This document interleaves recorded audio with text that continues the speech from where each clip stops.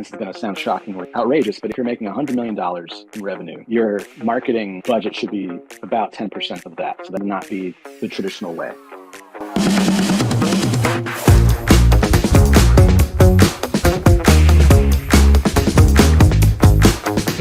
All right. Well, it's great to have Justin Bajan here from Familiar Creatures on But First Principles. Justin, welcome to the show. Hey, thanks for having me. Yeah. So as you probably already know, we start off with a couple of just rapid fire questions. So I'll just ask you a couple of questions and love quick answers back. Sure. So first of all, can't promise quick. We'll see about that. You be the judge. Yes. Well, I mean, as someone who's a talker, I can appreciate that response, or that preface, right? So, all right, we'll do our best. How's that? Sure. So, right up front, what is a piece of wisdom you would love to share with entrepreneurs? Patience, my dear, patience. I think there's a lot once you get that kind of spark in your mind that you want to get done and you want to see happen, but there's only so much that you can control, and you need to just hold on for a beat and let the stuff happen as it happens. You can't orchestrate it all. So a little bit of patience and contentment goes a long way with that hustle nature that you already have within you. Awesome. Yes. And I will not respond to that because there's all kinds of stories that come to mind when you talk about that. But I think that's spot on. So cool. What's a really controversial opinion you have about business? I think that more people can do it than they think can. I think it seems scary, dark, mysterious, but if you have gotten to a certain point of your life, if you've gone to college, had a career in a demanding field, you've picked up soft skills along the way, whether you realize it or not, and you have maybe a deeper or a wider part of your T shape in terms of your abilities than you think you have. So I don't know if it's controversial, but I think that I encourage everybody I see, just start an agency or just start a business. There's so much, you have so many parachutes and fallbacks in this country, especially if you're in a certain situation. So you might as well try. So I think starting a business can be done by almost anybody. Interesting. Yeah, that is interesting. I think that's kind of controversial. Again, just my 2 cents, but cool. What's the thing you're most excited to talk about in this podcast? I think it's just helpful to hear different struggles and solutions to the struggles, Mm-hmm. even if they didn't have solutions, so you can get another perspective on somebody who actually has gone through that process of having a name, registering the name, getting all set up with the business license and then going. Because I didn't really consult when we started, we just went, Yeah. We asked some questions, but not too many questions. In some ways, the ignorance was helpful. But so, yeah, I guess I am fine to share all that for, whoever might be listening and watching, because, a book can only do so much. Yeah. Yeah. Well, that's right in line with the mission of this podcast, is really real people, local, who have been through it, and it's real and you can do it. Cool. So what do you think is the most interesting thing about you? Wow. These are supposed to be the quick questions, right? With the quick answers. Okay. What's one interesting thing about you? You don't have to think too hard about it. Yeah. I mean, are you really into Thundercats? I don't know. There's a Thundercats poster. Oh, sure. I love Thundercats. Thundercats, Garbage Pail Kids.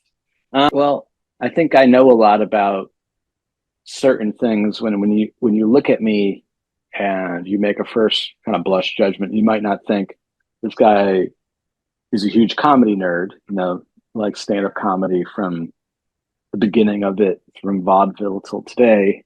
And then also like hip hop in a way that's kind of shocking, because I'm, not wearing a band shirt or talking in any kind of slang. I don't know if those are the most interesting, but they're probably the most, people wouldn't expect it. Quirky, yeah, or unexpected. Yeah, sure. Yeah, no, you're not the first guy I would think hip hop. Yeah. And again, of a certain slice of it, not just all. Um, Okay. but yeah, I'm pretty snobby about that. Hey, thanks for listening. This is Colin Davis, and I just want to say real quick, I'd love to hear from you. I'd love to hear your stories. I'd love to hear what's landing. I'd love to hear what you love about the show and what's not working, what we need to improve, what you don't love. All of that helps. So drop a comment below, and I promise I will personally read every one of the comments. Thanks a lot. Interesting. So what's the slice? Can you describe that simply? I mean, I think like if I was on Jeopardy and it said indie non-mainstream hip hop, okay, 90s not top 40 hip hop, I would crush, you know.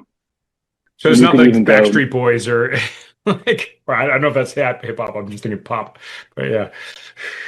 no, but my wife would crush there at least, you Yeah, know, in right. this strange Jeopardy that I'm inventing right now. Absolutely. Why Self-serving not? Jeopardy. Okay, so what's your biggest accomplishment or what are you most proud of that you've done? I mean, I think starting this company, keeping it going 7 years plus is pretty Mhm. amazing. I didn't know what the future held. We only really talked about what are we going to do in the at year five, and we're past year five. So Yeah, um, nice.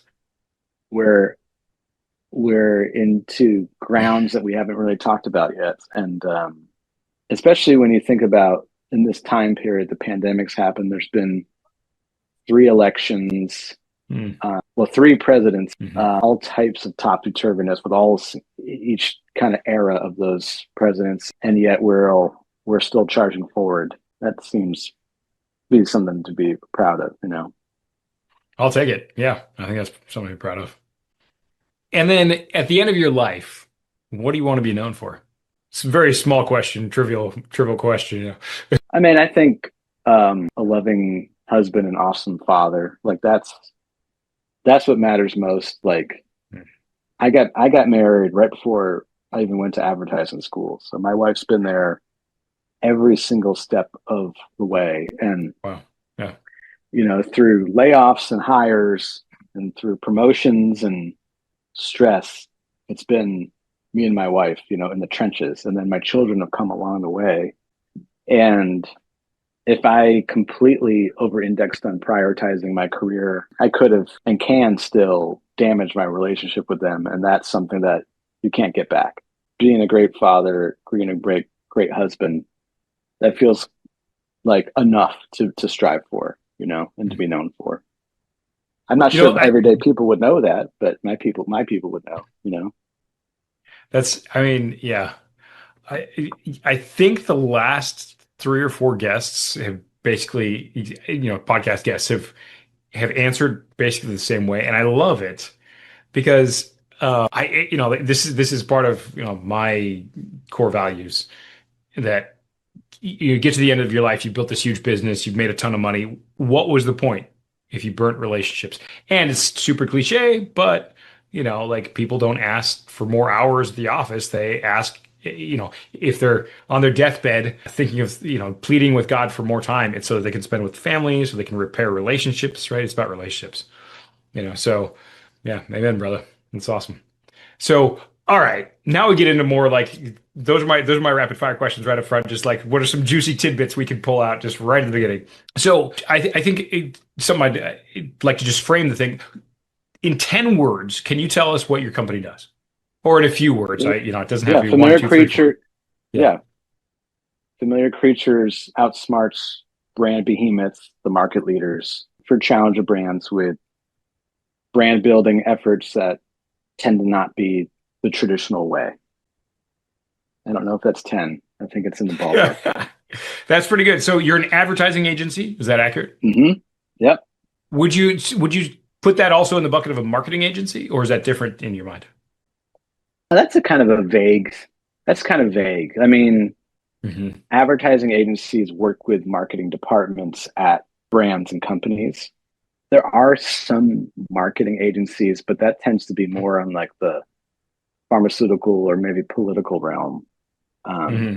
so advertising is a channel in the marketing mix to just take a one-on-one approach to it. A huge channel, huge part of the marketing mix, but Yeah. marketing can supersede it.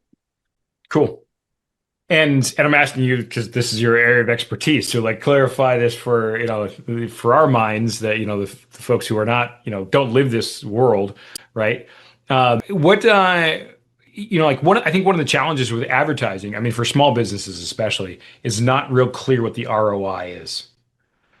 Mhm. So that said, when do you think that, like, what size does the business have to be, or what kind of goals does the business have to have to really justify the kind of budget it usually takes to do advertising?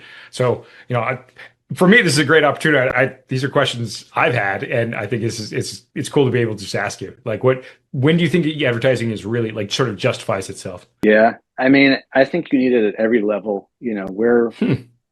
We're a company that is still under the $5 million revenue threshold, although we're close, and we need to have our SEO game on point, Hmm. newsletter game.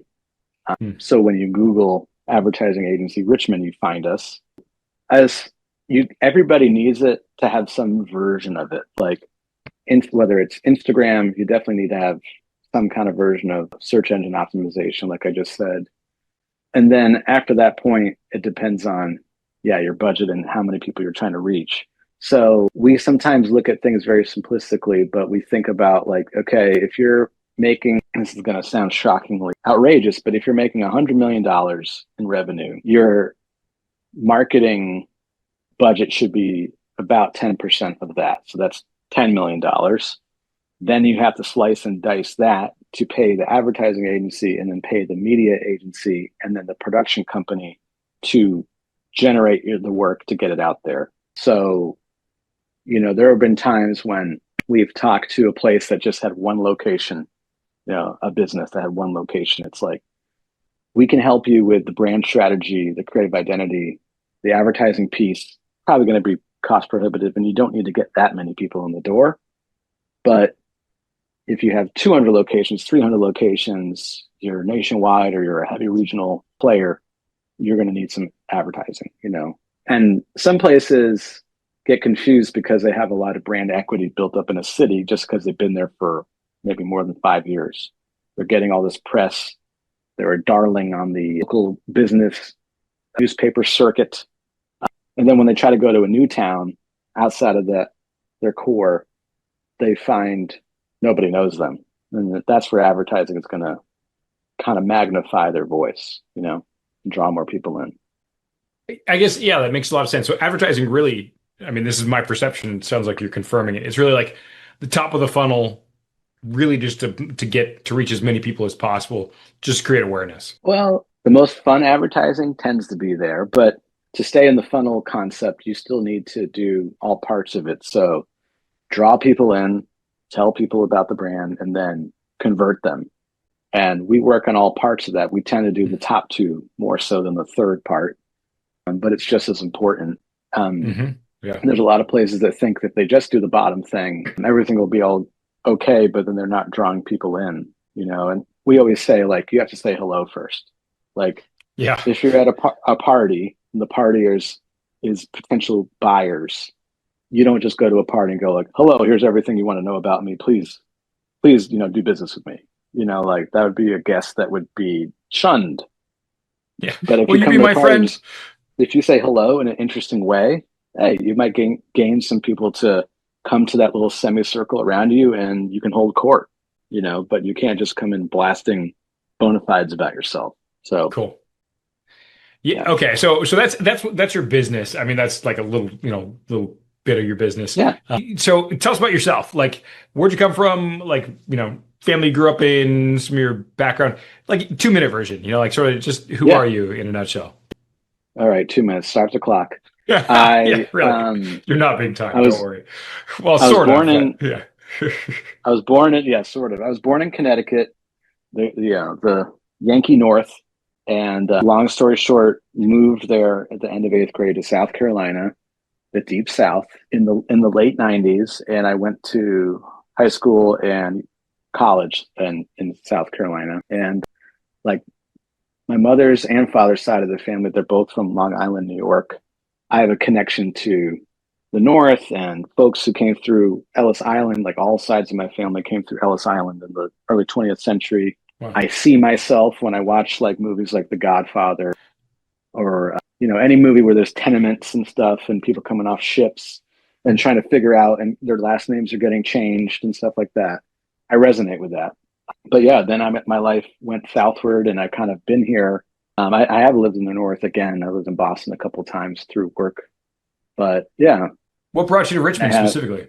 Yeah. We're in the near West End. The Well, wait, building, wait. the off. What brought you to Richmond? Why'd you go from, I guess you went from South Carolina to Richmond? Okay, so we're going to expand out of 2 minutes. So Yeah, college at breaking the University of rules. South. Yep, college at University of South Carolina. Then while I was there, I developed a love and interest in advertising. I majored in advertising. I had an internship at a big agency called GST&M in Austin, Texas. While I was there was this legendary copywriter named Luke Sullivan, who I was kind of assigned to as an Mm. intern. And he was like, hey, if you really want to do this for real, you should go to a portfolio program, which is like a 2-year school after college. And he mentioned the Creative Circus, which was in Atlanta at the time. So I graduated college, got married. We moved to Atlanta. My wife got a job in Atlanta working for Ferguson Enterprise. Shout out to Ferguson, and subsidized my portfolio school experience. Happened Yes. next? Then I went to an agency and bought my first job was in Boston at a Okay. place called Mullen. And I was saying that was a unique time in my life and America's life because it was the summer of 2007 and the recession was starting to bubble. I came in there with a lot of promise and joy and excitement about my new job. I also came in there knowing my mom had been diagnosed with cancer. Wow. So that was kind of like a crossroads moment. My goodness, she's in South Carolina. Should I try to stay close by or should I, go far away? And she encouraged me to do what's best for my career. A hard lesson. But anyways, I Hmm. say that to say that I was there for 2 years. I got laid off. Me and my partner were the only juniors in the building. It was the recession. We were in the third round of layoffs. So went in Wow. there with bright-eyed and bushy-tailed, all this hope and joy, and Yeah. then started, feeling that 2008, 2009 settle in. I got let go in March, and then the very next month, my mom passed away from cancer, and I didn't really have time to mourn. I needed a job. My wife was working, thankfully, and I looked around and interviewed at dozens of places and got offers at half of them. And when a shop called David and Goliath recruited me out in LA, I said yes. It was a great opportunity. Hmm. So we went from Boston to LA, Yeah. big move. You're no stranger to culture shock then. I mean, because like No, even just yeah, as a kid, exactly. yeah, like these You're right. huge, You're right. and then from You're like right. South Carolina to Texas, even. I mean, there's Yeah. some similarities, but Yeah. like, yeah. Oh, yeah, totally. You're right. It's like, it's funny to your point. I've never made like a next state move. I've always gone like jumped over. Yeah. So in LA, I had a great time working for David and Goliath. That was my second job, and they were a mid-sized agency. So Mullen, when I got there, was maybe 300, 400 people. David and Goliath was 90 people. Hmm. And that was interesting to see that size difference and what you can do, what the differences are, how the culture is. Yeah, for sure. And I was fortunate, A, have my first child be born there, and B, produce a Super Bowl commercial No for Kia kidding. Motors. Yeah. Okay, so And so wait, that let me was a just stop very, there for a second. very Because busy like, time. yeah, no, I mean, yeah, having your first kid and then working and, beginnings to your Mhm. career. So, first of all, what part, we only have so much time, so because I'm sure we could talk about this because there's all these different pieces that go into something like that. But what part did you play in that Super Bowl commercial? What was that like? Was it actually exciting? Because sometimes things that sound like they're really cool actually are not that exciting when you're on the back end of them, right? So what was that like for you? Yeah, me and my partner were just, young bucks in the agency. We came up with the idea, and it was championed by my boss, Colin Jeffrey at David and Goliath, and David Angelo, and it went to Kia, and they loved it and wanted to make it. And I mean, that was actually my birthday. That's when I turned 29, and then my kiddo was born 2 days later. That's when we sold in the idea. So like It's quite memorable. while she's growing up and crying in the middle of the night, I'm working late and stuff to try to produce this commercial, which we did in December of 2011. And it was huge and it was exciting. It was not lame or boring at all. I mean, although I Cool. did fall asleep a couple times because there were some night shoots, but it wasn't because I was bored. It was because I was exhausted. Yeah. Yeah, with a newborn. Yeah, that's Yeah. cool. That's awesome. And what like, man, yeah, I would love to hear a lot about that. But I guess just what was that you're trying to get across? And like what like that's something to be proud of. What do you feel was really successful about it? Yeah. I mean, yeah, it was the number, I think 3 ad or 2 ad on the USA Today ad poll, which was great. And we were trying to get across that the Kia Optima is a really cool midsize sedan. And the line is it's a dream car for real life. So Mm, like people have dream cars, Ferraris and Lamborghinis, what have you, but you can't afford that. But you can have something that's just as, maybe not just as, but close to as sexy and angular and powerful. And that was the Kia Optima. And so that was just showing a couple in bed having dreams of being visited by the Sandman. So the Sandman visits the wife, sprinkles some dream dust on her face, and then she gets transported to this fantasy scenario where she's riding on a horse with this hunk of a man through the meadow. And then the Sandman comes out of that and goes to put some on the husband, but he trips, and all of the bag of dream dust goes on his head. And he wakes up in the middle of a racetrack where he's driving the Kia Optima. Adriana Lima is the flag girl, and Motley Crue is the band in the mid field, and then or infield, and then the crowd is the scantily dressed women who are cheering him on.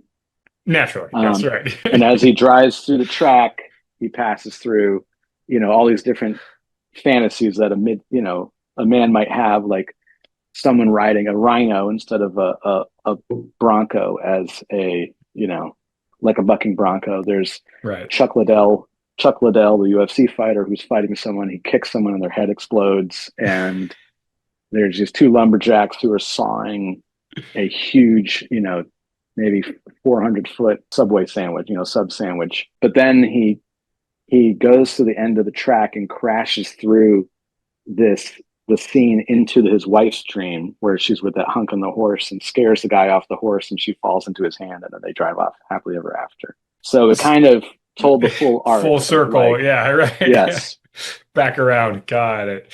I mean, and in the end, it is, family values. It's not just, yeah, that was interesting. And that was yeah. I made sure to include my wife in the casting of those women in the crowd because that's a weird thing to hide by, to yourself.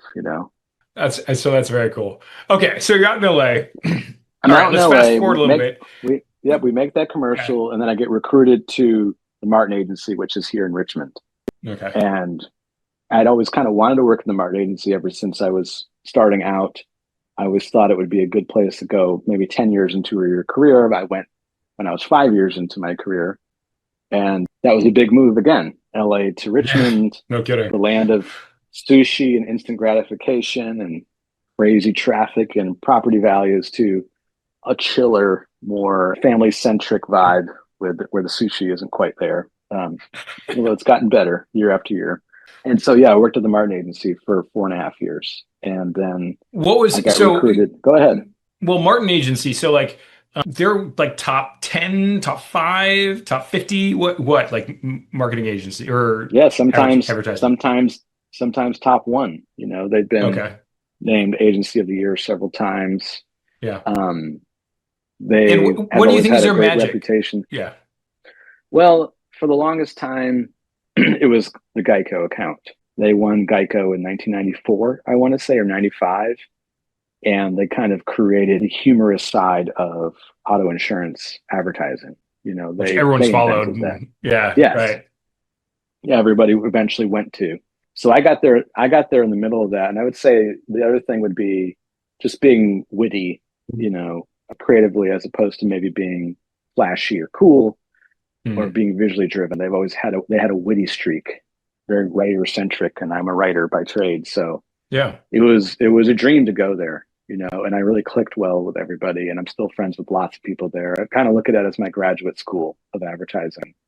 It's where I kind of got more polish and stuff. Yeah. Yeah. Really And learned the that's where I met trade from, yeah.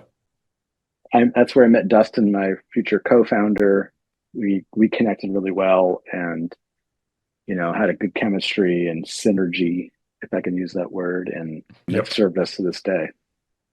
And then, so after the Martin agency, where'd you go? Then I got recruited back to Boston, where I started my career to work at Interesting. Arnold worldwide. And I always say I traded the gecko for flow, and I worked on Progressive Got it. insurance. And that was interesting to see kind of, I always looked at it as like, it's like I worked at Saturday Night Live and then I saw like how Key and Peele did it or something, like the different kind of staffing structures for the biggest auto insurance, clients in the business. And Yeah. I really enjoyed my time there. Had my third kiddo there. I loved coming back to Boston. And then, long story short, while I was there is when Dustin was getting, he had already won this RFP for Devil's Backbone along with his younger brother. And he was like, hey, what if we started an agency and we worked on Devil's Backbone / beer? And I gave it a minute to think about it because I was just in Richmond only 22 months prior. And I was like, okay, yeah, sure, let's do it. So that brought me back to Richmond. So I had two boomerangs in my career, Boston and Richmond. And here I am 7 years later. And it's pretty great. Yeah, no, I mean, it's quite a story. I mean, that's so, like if you can boast for a minute, I mean, a little bit of a shooting star, in your industry. I mean, and working with these great agencies. Do you feel like you were just sort of in the right place at the right time? Do you think you've kind of just had a natural talent? Did you really pound away at your craft like in the middle of the night for a while? Like, so because I mean, on LinkedIn, you describe yourself as a copywriter, and you just said you're a writer, right? So, like, how did that happen? Yeah, I mean, I've always had a driven streak, and I always look at rooms as a place to like crush, with a kind of a stand-up comedy mindset. So you want to get people kind of shocked or all laughing or all amazed, every chance you get. I love that positive feedback, And yeah, I mean, I like to do well. I'm a firstborn. I like the Yeah, adulation from my mom and dad and getting good grades. So that's always carried me through. And going to the creative circus, I came in there driven. I was already married.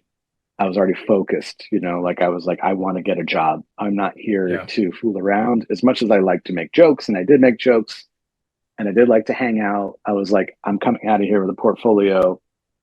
I kind of did have a goal to get a job before I graduated, and that's what God brought to me, which was awesome. And yeah, to your point, it's timing. I mean, I would say like my timing wasn't great at my very first job, but yeah. very few people had good timing in 2007 to 2010. But I was able to turn over my portfolio from all student ads to finished work that was out there in the world. And I don't think I've ever been accused of being a workaholic. I just kind of have a sense of what's going to happen in terms of like, is this idea salient or is it just pleasing myself? Is this of a certain level or do I need to work a little bit harder on it? And yeah, and I try to understand the people that I work with or for what they like. Yeah. It's a unique business because it's not just having inspiration and just like going out there like a Picasso. It's like working within these organic structures and how do you succeed within them? Yeah, specific constraints that you have to like Yeah. make it work within those very specific constraints of like what the company wants to do, what their brand already is, what the, like the audience they're trying to reach. I mean, Yep. it seems to me that there's a lot of emotional intelligence in that. I mean, you even were sort of speaking to that, talking about, like your thought process in terms of like what's gonna land versus what do I like, right? Yes. Yes. Which I mean, I do think, like in marriage, like in advertising, in leadership and owning a company, I don't think I could quantify it. 80%, I don't know, 70%, 60%, something like that is communication. Your ability to Yes. communicate, because you cast a vision and you drive it through the organization, and then you get everybody like moving towards the execution of that, Yes. towards execution towards that vision, right? So I guess transitioning all over a little bit, like starting the company, do you feel like it's been hard to stop. Like, what has that been like, your relationship between like exercising leadership, running the business versus your craft and something you love and you're very good at? Yeah, that's been a process that I'm pretty much all the way through now. But when we started, it was just Dustin and I, and it was just like old times. You're in a room together and you're just thinking of stuff.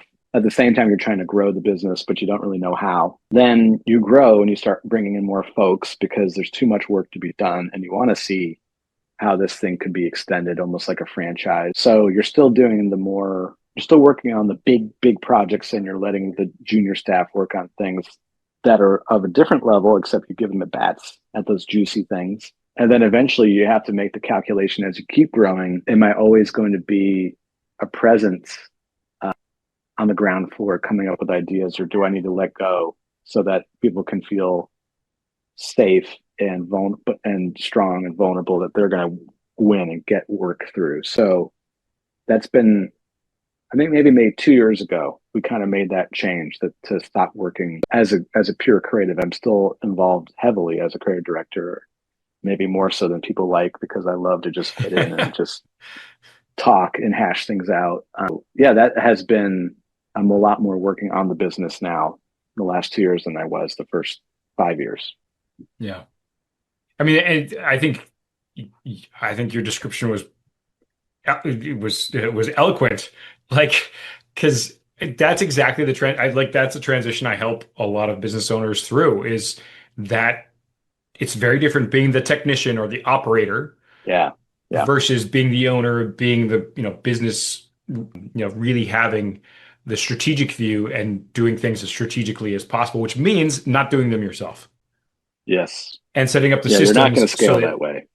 Yes. yeah, if you want to grow. So I mean, that's a tremendous lesson, and it's really powerful when you can learn to do that. And it's cool to hear that, like, you guys were very conscious that you just made the decision, and that's pretty early. I mean, relatively speaking, that's fairly early on, 5 years in. So, that's a whole direction we could pursue. We're actually like basically out of time at this point. So like, and there were a whole bunch of other things I want to talk about with you.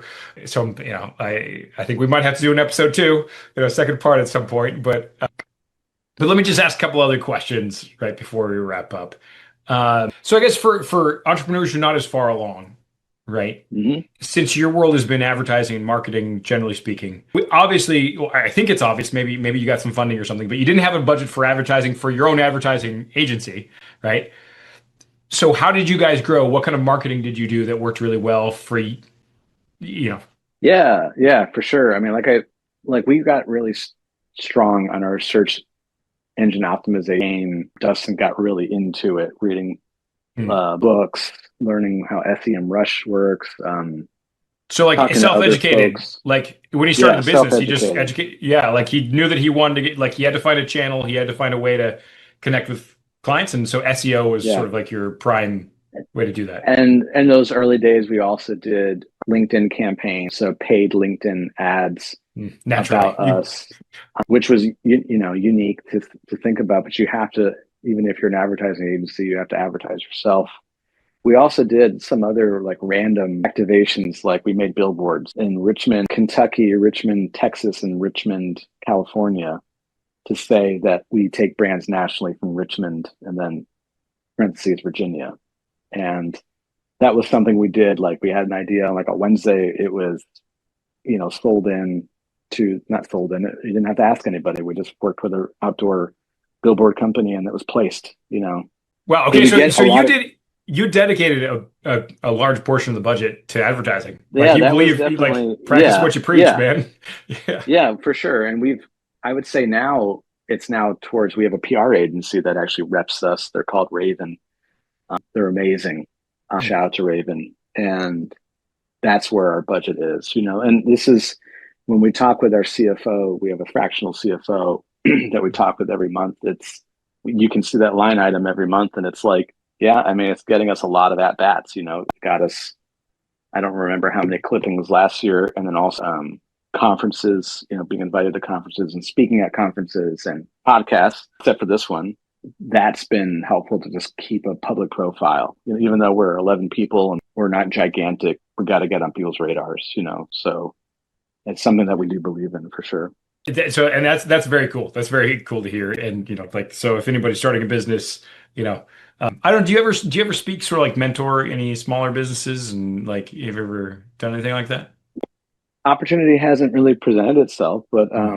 I would, you know, wouldn't shy away from that for sure. Yeah. Well, maybe we talk about that a little bit. But so a question that I really do want to squeeze in too, like you going toe to toe with behemoth advertising agencies. What do you think makes it possible for you guys to do that? Like, and could you name some like your high profile clients if you can do that? Yeah, That you yeah. like you can. Duke's Mayonnaise, Crunch Fitness. Those are our top two, and then Mhm. we have Chesapeake Bank, regional community bank here, Yeah. and Bubba Burger, the frozen burger company, and a What few other projects in higher ed, whether it's Hampton Sydney College or Mercer University in New York. hmm. And how do And we what go makes toe to you? toe? Yeah, It's exactly. Go ahead.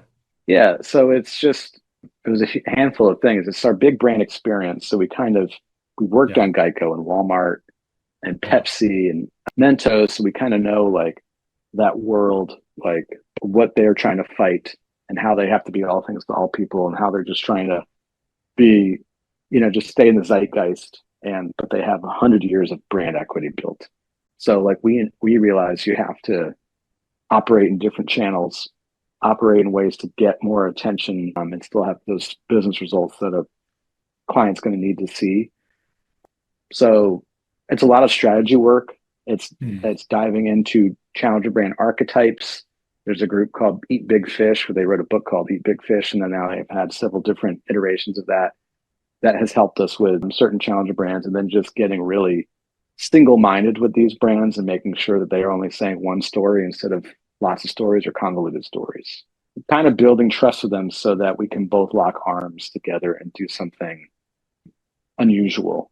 Because you kind of have to be, you can't be bland and milk toast, or you can't just think everyone's always thinking about you. If they're thinking about any brand, it's still going to be the market leader, Hmm. typically. That's so good. And actually, it's interesting to like a lot of that clicks with me again, working with business owners and business leaders. Part of my job too is like simplify, simplify, simplify. Like you get like if your employees really are going to know what your values are and live them out, you can't have 13. No, You no, know, as much we as have it three. might be We have true that you three. have, yeah, exactly, right? Yeah, you got to Yeah, simplify. And I advocate for like sort of a both and approach where like you simplify, simplify, simplify, but you do like spend time like unpacking those things, and that's yeah, actually a big part of it. Yeah, no, so that's again, there's some interesting leadership lessons in and of themselves because you're kind of you are a communication company. You're trying to get a point sure. across and use human psychology, Yep. storytelling, you know. Hmm. So that's to me that's super cool. Okay, so last real question, right? What's your vision for the next 5 years? Like, what do you see coming down the road?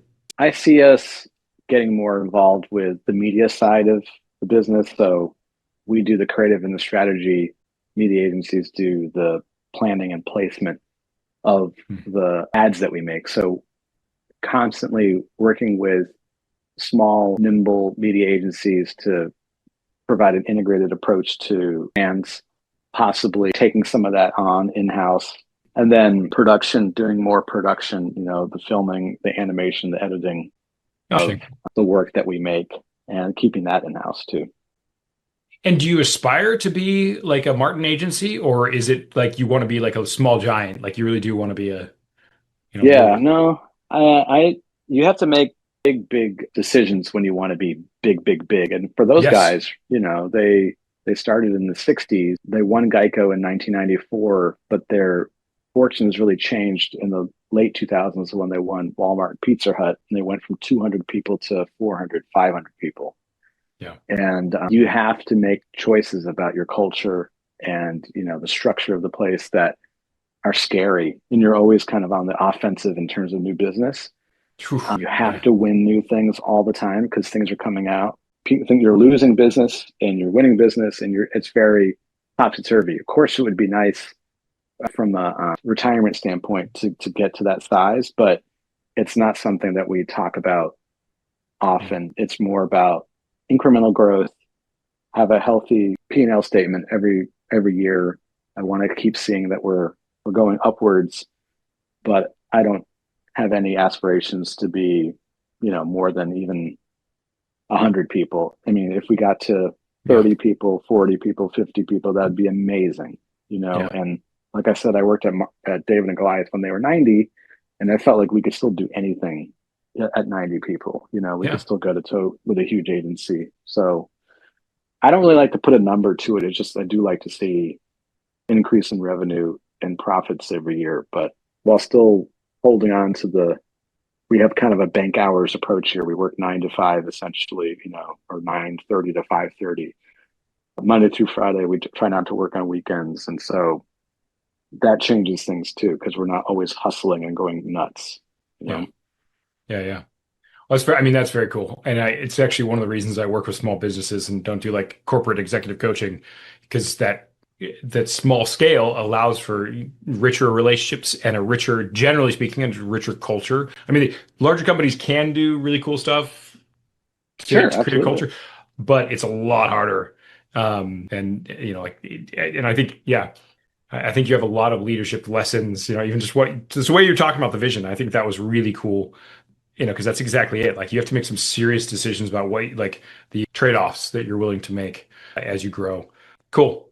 Okay, so again, there's a whole bunch of things I think, I'd love to talk about further. We didn't even get to talk about like sort of entrepreneurship in general, because that was something you and I had said we would love to talk about sort of on air. But that said, thank you very much. Great stuff. How can people reach you, and what kind of people, who would you like to connect with? Yeah, you can look me up on LinkedIn, Justin Bajan. You can go to our website, familiarcreatures.com. You can email me, Justin at familiarcreatures.com. And I'm on Twitter too, or whatever it's called, X. Yeah. But I don't really say much on there anymore. So LinkedIn and my email are the best places, and our website. And I mean, I'm open to help, new business owners, small business owners for sure. People who are wanting to get into advertising, I can answer questions about that. And any brands, challenger brands who might need creative strategy, brand consulting, and awesome work. Let's talk. We know a thing Excellent. or two. Yeah. If you want awesome work, let's talk. Yeah. Cool, Justin. Yeah. I really appreciate it, and really enjoyed this conversation. And I'm sure I know there's a lot there that is really valuable. So thanks a lot. Yeah, you're welcome. Nice. It was fun doing this. Cool. I hope you enjoyed the show. Thanks for listening. This is Colin Davis signing out. And remember, we're here to help you on your journey as an entrepreneur at But First Principles.